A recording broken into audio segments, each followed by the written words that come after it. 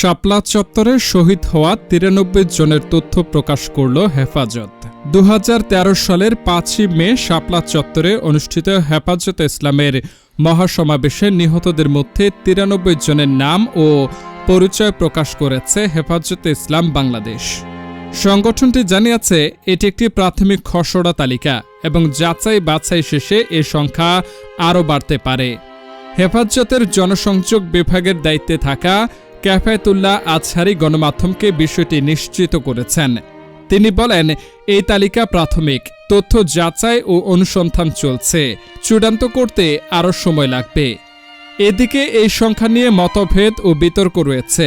স্বাধীনভাবে অনুসন্ধান করা মানবাধিকার সংস্থা অধিকার ২০২৪ সালের ১৯ আগস্ট তাদের ফেসবুক পেজে ৬১ জন নিহতের একটি তালিকা প্রকাশ করে।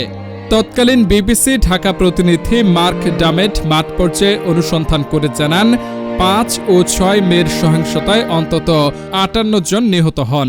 উল্লেখ্য, ব্লগারদের বিরুদ্ধে ইসলাম ধর্ম অবমাননা এবং নারী নীতির বিরোধিতা সহ ১৩ দফা দাবিতে ২০১৩ সালের ৫ই মে ঢাকার শাপলা চত্বরে অবস্থান নেয় হেফাজতে ইসলাম।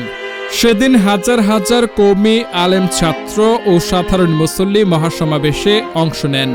রাত গভীর হওয়ার পর আইন শৃঙ্খলা বাহিনী অভিযান চালিয়ে তাদের সরিয়ে দেয়। অভিযানে ব্যাপক গুলি, সাউন্ড গ্রেনেড ও টিয়ার শেলের ব্যবহার হয়। হেফাজতের দাবি, সেদিন অসংখ্য মানুষ নিহত হন, যার মধ্যে ৯৩ জনের নাম এবার প্রকাশ করা হয়েছে। প্রকাশিত তালিকায় নিহতদের নাম, ঠিকানা ও পরিবারের সদস্যদের তথ্য অন্তর্ভুক্ত রয়েছে। প্রাথমিক যাচাইয়ে দেখা গেছে, নিহতদের মধ্যে বেশিরভাগই ছিলেন যুবক।